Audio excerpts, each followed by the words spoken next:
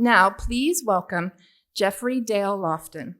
He grew up in Warm Springs, Georgia, and now lives in Washington, D.C., where he works at the Library of Congress, where he's surrounded by books and people who love books, which in his idea is paradise. And I have to say mine too.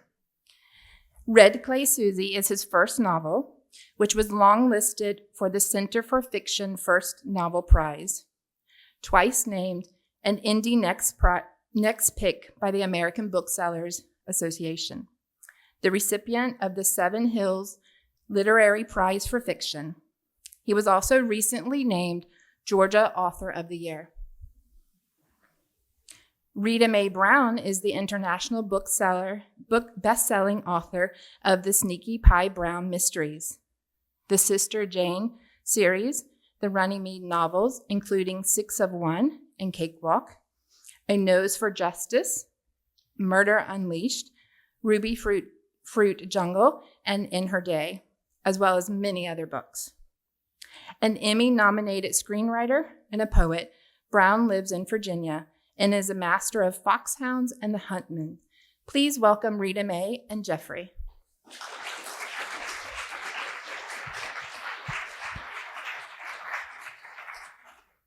This is wonderful, a woman who's technologically more advanced than a man. This is just great. It'll never happen again. We've already had a full conversation. I don't know what we're going to talk about. Life. You know, so Rita Mae and I actually met about 2 months ago, I guess. Yeah, about that. In Crozet, Virginia, near where you live. And that was just, We're okay. That was just a great treat for me. But we didn't get a chance to talk that day. Well, you know, when writers get together, you think we want to talk about our books, but generally we don't. But maybe just a little case in point. I had the great good fortune to know Toni Morrison, and she helped me a lot in the beginning. And she helped get me my first whatever you get from the National Endowment for the Arts. And when the few times when we would be together, you think, oh, you're going to talk about sexism, you're going to talk about racism, you're going to talk about politics. No, we talked about Greek and Latin because she was a classics minor at Howard and I was a classics minor at NYU. And I would look at her and say, Toni, I know where you got that idea. You know, she said, well, I know where you got yours. And we had the most fun talking about what we really loved. And you see in some ways how that comes out. But every one of you sitting here has secrets. I know it. Yeah. You know, and that also is a great pull into literature because, I think you did a great job in here with the inner secrets. Thank you. And that pulls you towards certain works where in a way you can let it out. Or I think it does. Maybe it doesn't. Yeah, you know, I had a question for you in Crozet, but I didn't get a chance to ask it. I wanted to ask you what fires your devotion to storytelling? Well, I don't think I'm good at anything else. That's not true. Well, we've been talking about all this stuff all morning. Because that's how we go through life. And all literature starts as gossip. Truly, think about War and Peace. That first chapter of War and Peace. It is the dirt of the day in St. Petersburg. And we love stories. And of course, the more sex and wrongdoing there is, the more we love them. You know, maybe we're living vicariously or maybe we've done it. I don't know. But even the Iliad, think about the dirt in the Iliad when Agamemnon comes and tries to steal away Achilles' prize for the last battle they had, at an island, at a country that was supporting Troy. So again, it's anger, it's dirt, it's ego, but it's also people trying to figure out life. Everything you read, somebody's trying to figure out what's happening. And the truth is you never really know. You get part of it, but you never get all of it. It's like your life. Your friends look at you and, okay, Jeffrey, they know what you like, they know what you don't like, they know the wonderful clothes you wear, but nobody will really know you or me until we're dead, because then we're a book with a beginning, a middle, and an end. I'm not sure they even know you then, though, do they? I mean, most people have a whole world inside their heads that they don't share with others. They don't feel safe doing it. They don't know how to do it. But literature is a way to do it. Mm-hmm. I mean, that's what fueled my fire to share, to storytell. I mean, first of all, being from the South. Yeah. I mean, my fondest memories, my earliest memories, are of sitting on the front porch swing in Warm Springs, Georgia, with a big old glass of sweet tea in my hands. So big you had to use both hands to hold it. Listening to my elders spin these tales, and some of them were even true. Some of them I wanted to be true, but I knew they weren't. But that's what got me to writing, and also, living as an outsider. I call myself a fringy, living on the fringes, looking inside at a world that never matched what I felt deep inside of me. That's what started me writing. I've always been a writer, a closet writer. I finally told somebody that I was doing it, but that's what fuels me. Well, I mean, the South, if it weren't for the South and Jews, there'd be no literature in America. I mean, if you really think about it. New England petered out pretty early, but I don't know why. But we can have hope for them, yes. Well, I mean, it was good work what they did, but it was still very European based. The first true American writer who wrote in our idiom is Mark Twain, and that was the revolution for us, and that is what opened up our ability to tell our stories in our language, because by now the language has changed considerably. And for those of you who have been to England, of course, yes, it's the home of our language, but some things are quite different, which is exciting. I mean, you're learning. You're always learning. But for me, of course, same with him, sitting on the porch. But I remember when I would do my prayers, because my mother would have to come, with me. And so I'd do my prayers, now I lay me down to sleep, blah, blah, blah. And then Mother would say, don't forget to ask for help for Aunt Donnie during her time of trial. And then I would do that. And then there'd be, and don't forget to ask the Lord to rain down wrath upon Gladys Kleindense. So that's how I began to figure out, oh my God, stuff is going on. I need to find out what this stuff is. So you don't want to leave anybody out. No. You want to have everybody in there, no matter if it's good or bad. I remember Mother reading, in the old days, some of you will remember this, many will not. You had a morning paper and an evening paper. The tiniest town still had two papers. One was the Republican paper and one was the Democratic paper. And my parents made me read both. They said, you got to learn. There's two sides, actually many more to every story, but these are the two that get printed. And I remember Mother, we had breakfast at 6:30. And she'd whip open that paper, the Gazette and Daily, and she'd read the obituaries. And there'd be a pause, and she'd say, well, I didn't wish her dead, but I am reading her obituary with pleasure. How can you not write if you're around those kind of people? My mother and I have a standing telephone call every Sunday afternoon. We talk, other times too, but that's when we check in. And she always says, do you remember so-and-so? And I know they've passed, because that's where she leads into it. Do you remember so-and-so? I said, yes, I do. Well, she died. And then she's got to tell me everything that she read in the obituary in the paper. But speaking of Republicans and Democrats having their own voice, in the lobby here, I was having breakfast and Joyce Carol Oates walked by. Oh, anyway, I talked to her and she noticed, she said, is that George Conway on TV behind us? And it was, but that was MSNBC. I said, don't worry. The other TV right over there has Fox News on it. So we're covered. In the lobby, you can get any kind of news you need. Yeah, but the problem is it the truth? Well, there's that, but was the newspapers. I want to know who was the early right. So you had two newspapers a day, Democrat and Republican. Did each of them produce two newspapers, or did one have one in the morning, one have one in the night? The Gazette and Daily was in the morning. The York Dispatch was at night. So who got? I grew up on the Mason-Dixon line, which is really pretty interesting. So who was early, Democrat or Republican? The York Dispatch was Republican, and it's beautiful layout. This was before you had pictures in the paper. It was gorgeous layout, like the London Times, the old London Times. And the Gazette and Daily was actually socialist. It Oh. wasn't even democratic. Oh my I think it was gosh. one of the few socialist newspapers in America at the time.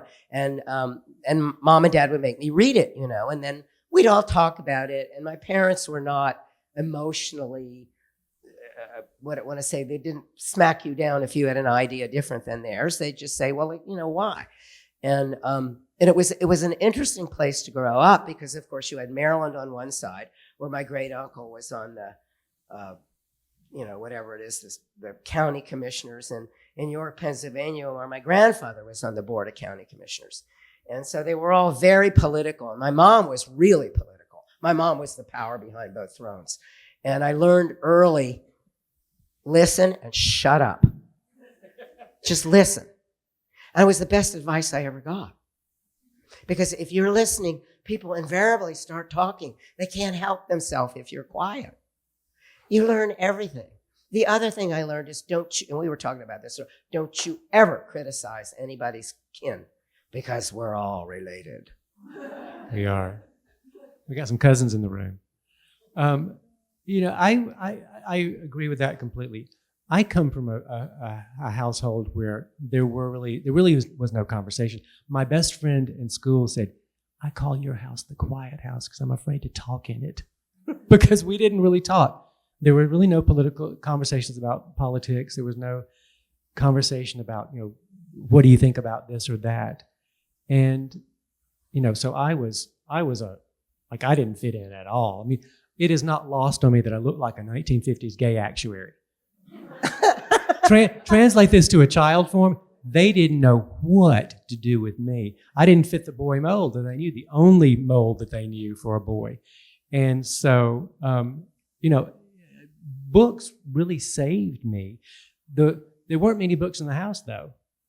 The only books were the ones that I got off the bookmobile that pulled up once a week across the street in Jeet's parking lot. And Jeet's was the gas station. We used to go over once a week and get books. And I loved that morning. My mama would make cinnamon toast on that morning only just to make it a special occasion. So I love cinnamon toast now. I tried to get it this morning, but I couldn't. Yeah, I know. It's still a special morning. I got toast and jelly. That was good enough. They just said you can't have questions and answers, but that doesn't mean we don't have We can do questions for you. Oh. So, how many of you know Latin? Any of you had Latin in school, Latin. even if it was Never used just Latin. 2 years? Okay. Anybody know Attic Greek? Attic, Ionic, Doric, Ancient Greek? Okay. How many of you know a language other than English? Have you discovered you can say things in that language you cannot say in our own, and vice versa? And you begin, I'm sure there are times when you're completely inarticulate. You can't say what you need to say, and part of the reason is English suppresses emotion. You and I have inherited a warrior tongue. It doesn't pay to be emotional when you're going into battle. And that's what we are. So it's very difficult to express yourself. And of course, everybody has emotions. I mean, if you know French, you know what they can say. But Greek is particularly fascinating. I was a classics minor. The verbs in Greek have emotion embedded in it. Even if it's a verb you wouldn't think, like to learn. What's embedded in that verb is the same base that is the verb to suffer. So when you suffer, you learn. So Greek verbs woke me up to what we're missing and why what we do as English-speaking peoples, since we can't get it out. And they say women are better at expressing emotion than men. I'm not so sure that's true. We're tolerated for doing it, but I don't know that we're any better at it because we have the same tool they do. So what you do as an English-speaking people is you repeat yourself. You'll say the same word over and over again, or you'll raise your voice, and that's the best we can do without these sophisticated ways that emotion is embedded in our language. In Greek, it really is in the verbs more than anything. In Latin, a lot of it is in subordinate clauses. And in Anglo-Saxon, if any of you had to study Anglo-Saxon, which I had to do, you realize there are very few subordinate clauses. It's noun, verb, direct, object, which is the real core of what we have. And then you get the Latin, which is now 60% of our language, and you begin to get subordinate clauses, which help you with more complicated ideas. But sometimes it can help you with emotion. So if you find yourself inarticulate, honey, it's not you. It's your tool. And you're feeling everything they felt in the 5th century BC, but you just can't get to it. Do you think you'd be a writer if you hadn't had the classics as a foundation of your education? I think I would, because I love writing. But I don't know if I would know as much as I know. And I'm not saying I'm all that smart, but if you know these languages, you have an extraordinary base in Western culture. Do I have a base in Japanese culture? No, I do not. Do I admire it? Yes, I've been there 3 times.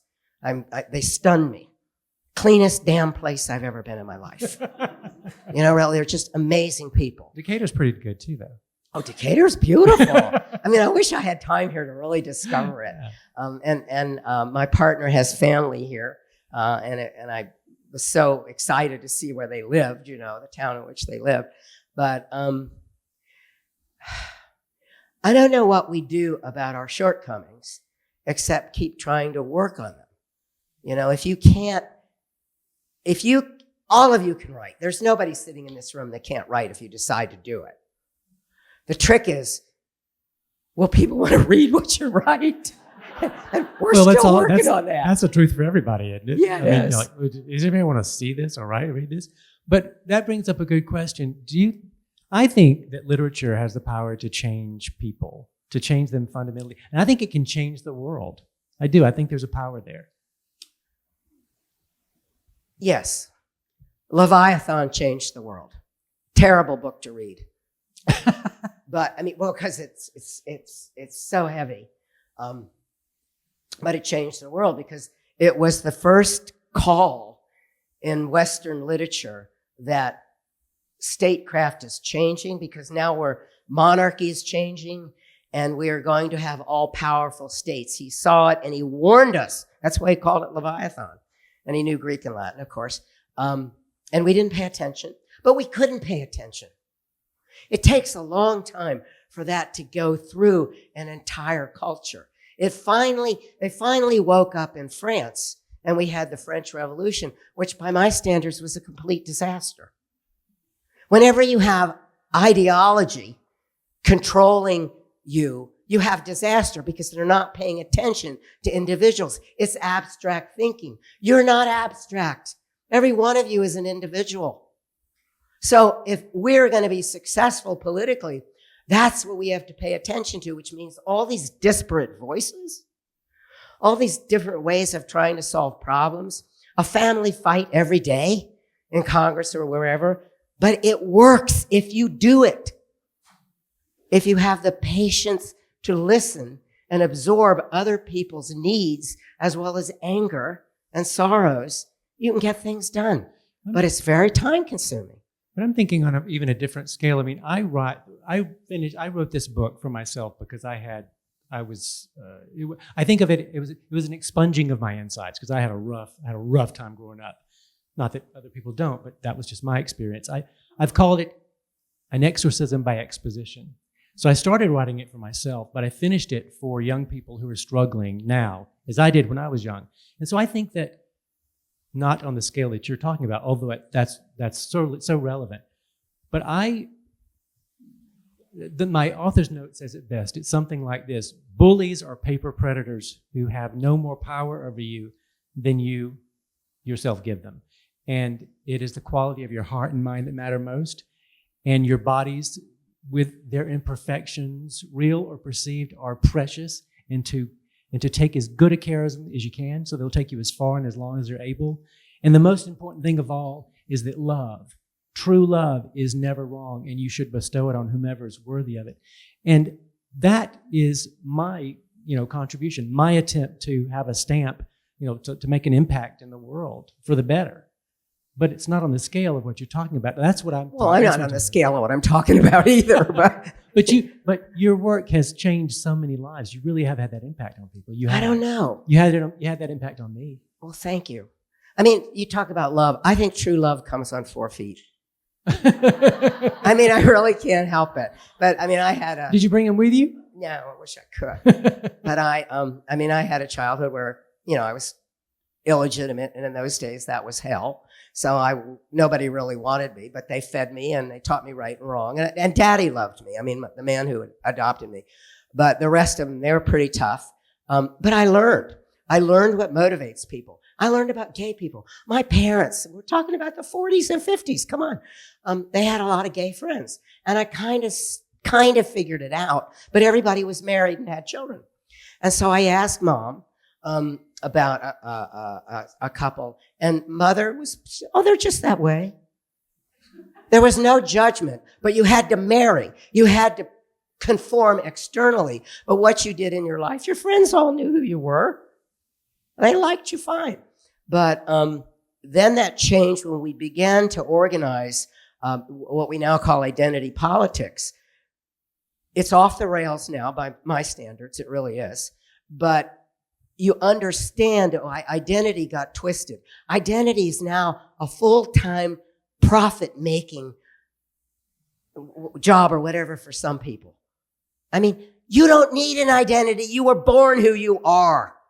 What you got was institutionalized oppression. Every woman sitting here looking at me has had a man's hands on her body and she hasn't wanted it. Every one of you. I know it. You dealt with it. Now, some of you, unfortunately, got beat up or worse. The other thing, every woman in here is a second-class citizen. You were born a second-class citizen. You are going to die a second-class citizen.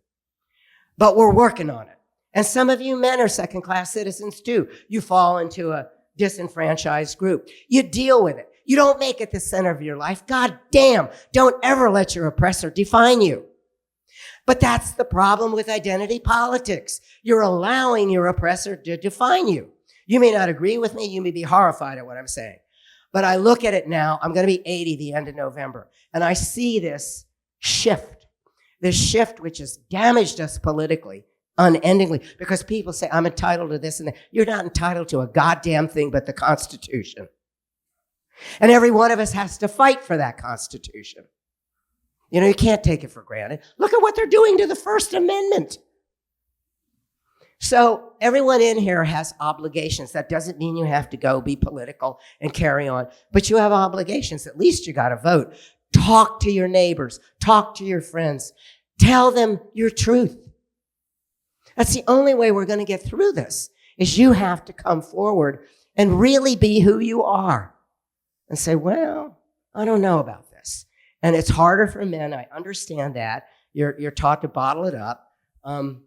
But I think that's changing too. I mean, and I think the best thing in the world for any man is if he has a daughter. Boy, will that change you. And I mean, I'm blabbing on. But I look at this and I see where we are now, and everybody says, oh, it's the end of democracy, it's this or that. Why are you listening? All of this, I don't care what side it comes from, is to get you all worked up so that you'll vote emotionally. Get the emotion out of it. Who is going to fix the potholes? Who is going to serve a community that's a disaster, like up there in North Carolina? The people that suffer from Sandy in New Jersey still haven't gotten their federal money. A lot of them. That's what we have to work on. You're paying these people salaries. The least they can do is solve the everyday problems. You solve everyday problems every day of your life. And you're telling me they can't do it? No. I mean, we really do have to fight back, but in ways they don't think. They just think in terms of running for office. Oh, there's a lot of other ways to get them. My mother knew them all. My mother ran 2 counties. Anyway, didn't mean to go on, but I can't stand seeing people lied to and mistreated. Everyone in here's worked your whole damn life. You deserve a little bit of comfort. Rita Mae, you seem to have known yourself from a very early age. Yeah, and I did. that's a gift to find who you are and to honor it and live by it and not let anybody define you. And I just think that's fascinating because I have lived my life by what other people have defined me for so long this writing my book, telling my story is what, at this stage of my life, was what's finally made me, I think, close to being who I should have been, who I always was, but was afraid to show anybody. That's what I'm talking about, literature. That's writing it, reading it, listening to people like you who tell the truth. That's so powerful. Well, you tell what you know. I mean, it may not be register with everybody here, but this is, I mean, having read your book, it's beautifully written, by the way. I asked him, did he like Thomas Wolfe? Because he's lyrical. And of course he does. And there are very few English writers. They're better in England, but very few American writers that can be lyrical now, which is unfortunate. But here's my question for you. Do you remember the first book you read that opened the door to the world, but also opened the door to you inside? You know, whenever I'm with horse people, it's always Black Beauty. But that everybody has that book, if you think about it. And it was kind of a shock, but from that moment, you started to find books. You started looking. I'm sure you did. Going on the hunt. And how fabulous that moment is. Yeah. It opens up the world to you. Do you remember yours? Yeah, To Kill a Mockingbird. Yeah, well, God. Right. That's probably everybody's answer, right? You know, a lot of people's anyway. But I read it very young, but I read it again just a few years ago. I wanted to read it again, but with my adult perspective. And the different experience was shocking. You know, recognizing that other outsider child with that so well-defined community with those richly drawn characters, you know. I recognized them then, but in a different way. And that's actually what sparked me to finish writing the book. I read that book, and then the next week I wrote Call Me By Your Name by Andre Aciman. And those two books, it was like two sticks of kindling rubbed together by the most effeminate Boy Scout you've ever known. And I just caught on fire. It's the power of literature for me. And I knew, because I started writing this when I first went to college many years ago. I pushed down so much anger and frustration and humiliation because from the earliest age, 4 or 5, you know, back when we were called young'uns, I was the subject of bullying and body shaming, and from even members of my own family. And but when I was first at college, it was the first time I was away. It was 30 miles down the road, but I was away from where I grew up. And I almost lost my mind. And I started journaling as a natural instinct. And that's the foundation. A lot of it is in here. But I put it away for 30 years or so. But I read those two books, and I went back and I said, I've got to finish this story. That's how I started to finish it. Well, speaking of books, how many of you went to catechism? Ah. Yeah, well.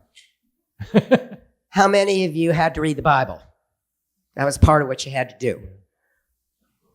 How many of you got something from that? There was something that registered in your life.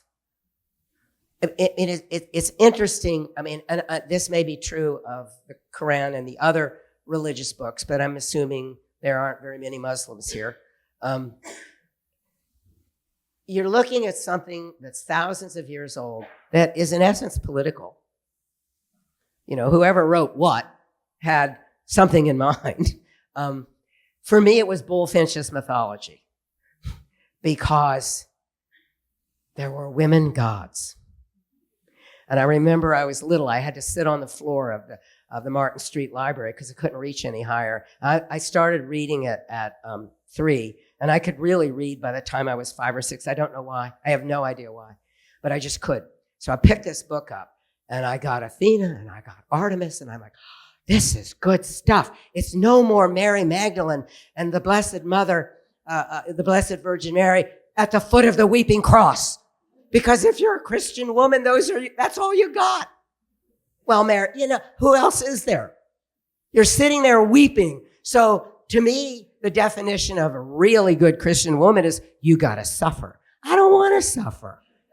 I mean, maybe you do. I'm perfectly happy to have somebody else suffer. But I mean, if I could That's not very Christian of you. Well, I know. Listen, I'm a bad Christian, but I'm too old to be a good anything else.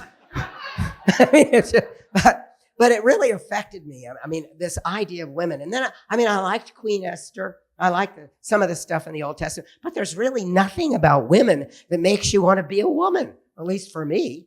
But, then I learned and I looked at history and this and that. And I think really this is the most Christian person I know is an Ismaili Muslim. All of the love and giving that we're supposed to have, she and her husband have. And Ismailis are Khan, Ali Khan, Aga Khan. It's a smaller thing.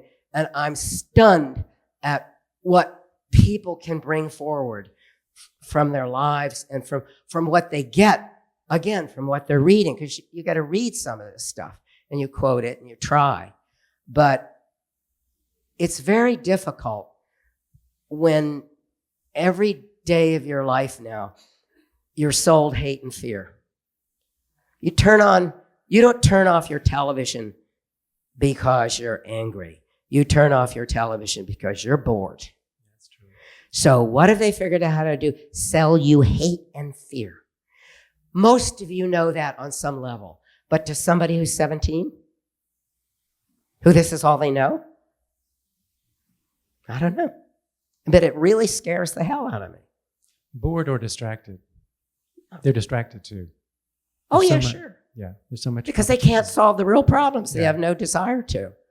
Was the Bible or the mythology that was your first read and had such an impact on you?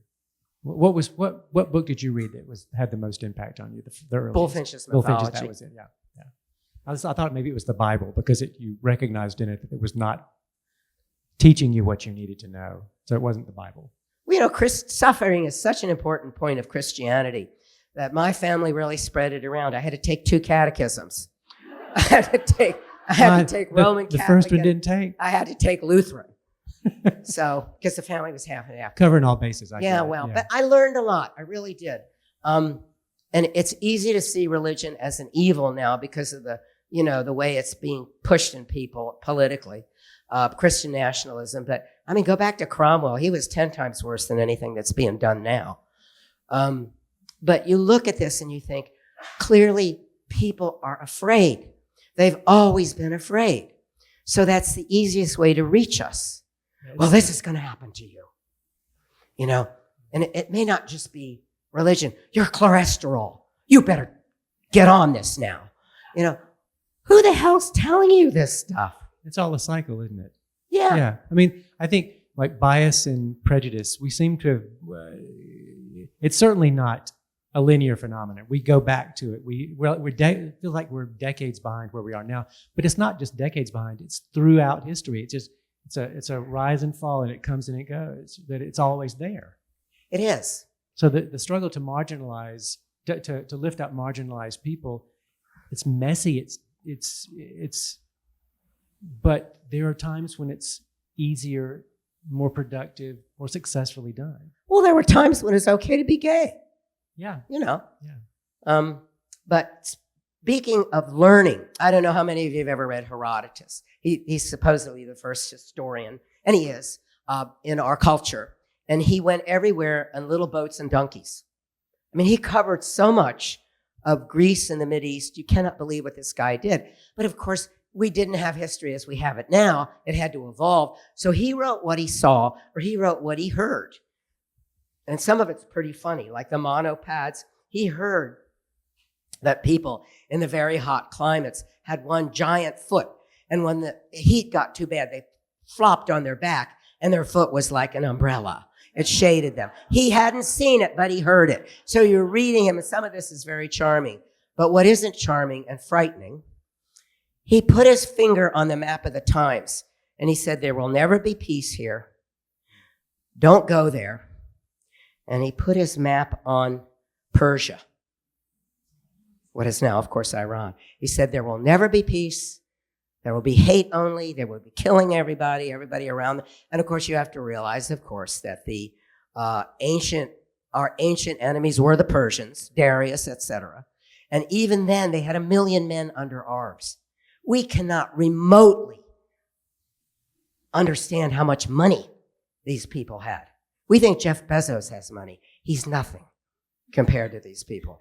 Could he keep 1 million men under arms year after year? Probably not. He had a big navy. But he's telling us this is where the hatred is. Well, what's going on now?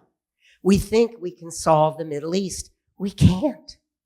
We absolutely cannot. And we certainly cannot as Westerners. If it's ever going to be solved, they're going to have to solve it. And they've had close to, 4,000 years now. So maybe the issue is it won't be solved. I don't know. Maybe there are spots like that in the world that you simply can't broker the differences. But we are hopeful because of who we are, and we think it can happen. It may happen, but maybe it's not wise for us to go there. But we think it's the North American right to. Yeah, we think we're right. Yeah, and it is our right to do it. We think. Yeah, we think. Yeah, look, if Napoleon couldn't spread democracy on a bayonet, do you think we're going to do it? We're not. But we can do it here. We can do it in Canada. I think Mexico is a lot more sophisticated than we give them credit for. I mean, after all, they developed color TV. I mean, we see the people that come over the border because they need to. Mexico's very sophisticated. It's the largest Spanish-speaking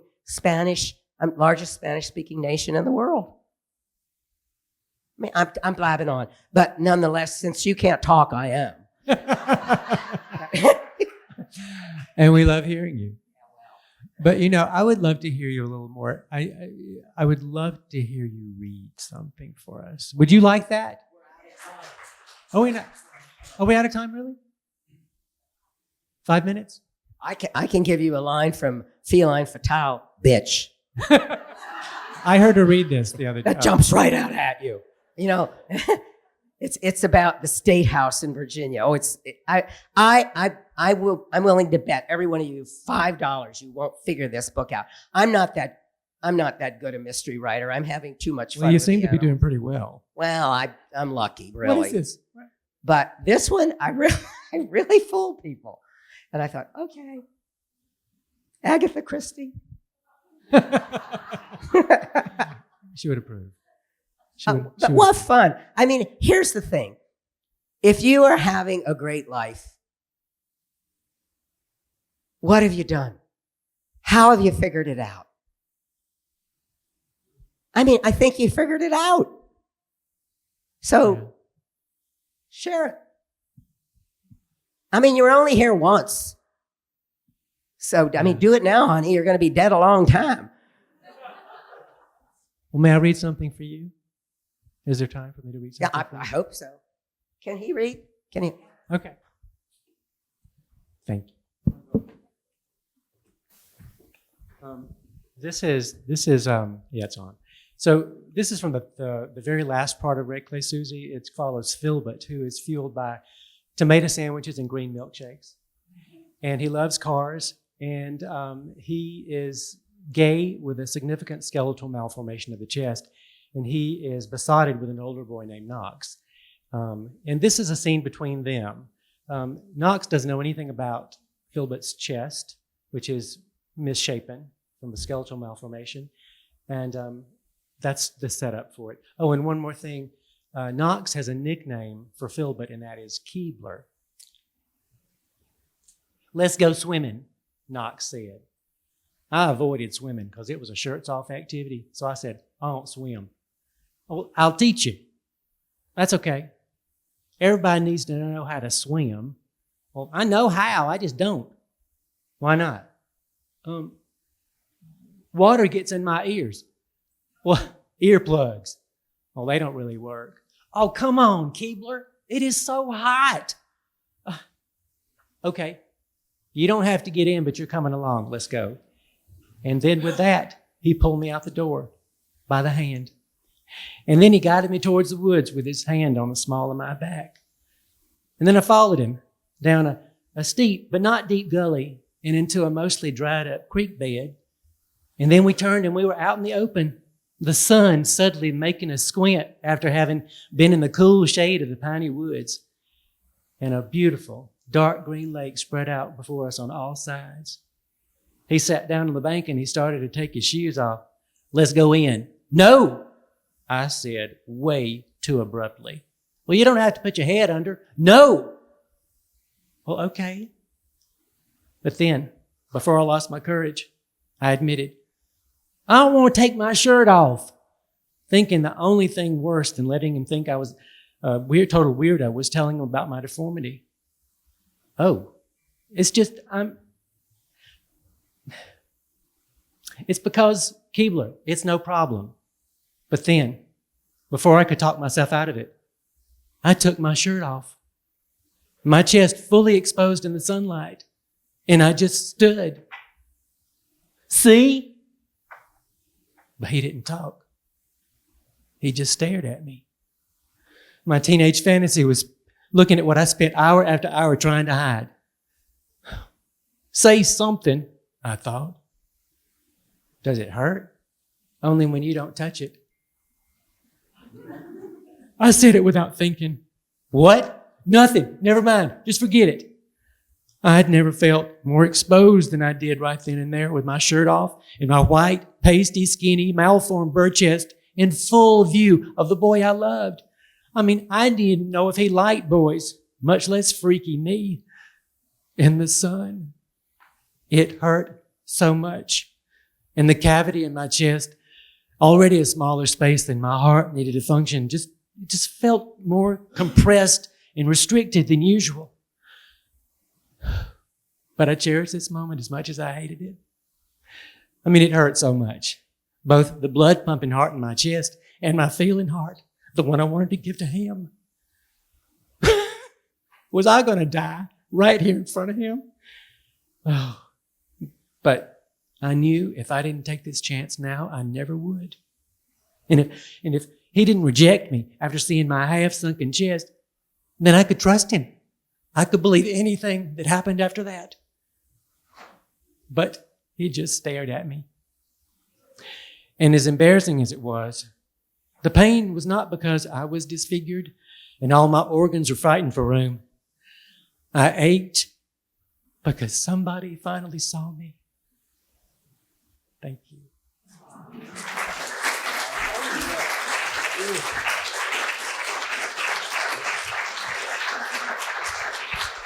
Thank you all for indulging me. See what I mean? He needs to follow in the footsteps of Thomas Wolfe. Big footsteps. You do. You have the ability to be lyrical.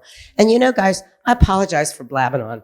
I'm actually... We love listening to you talk. But you wouldn't believe this, but I'm really a very quiet person. I mean, I talk to my hounds when I hunt them, but I'm not real talkative socially or anything like that. But when I look at you, I want to know about you, and since I can't find out, so then I start to blab because why are you here? What are you doing? What have you learned? Do you have pets? Do you have grandchildren? Do you not? Are you having a good time in life?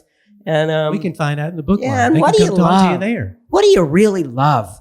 And just more of it. And I don't know about you all, but through my friends, God has loved me. And I think that's probably true for you all. Amen. And I would love to hear about your friends and your life. And I know that's not going to happen, but maybe you'll write. Maybe you'll put this down and share it. That's all. Thank you so much for this conversation. Thank you all for joining us. And thank you, Decatur Book Festival. Yeah, thank you. Rita Mae. It's good to see you again. See you. It's a great haircut. Thank you. Well, thank you so much. And let's give another round of applause to our authors.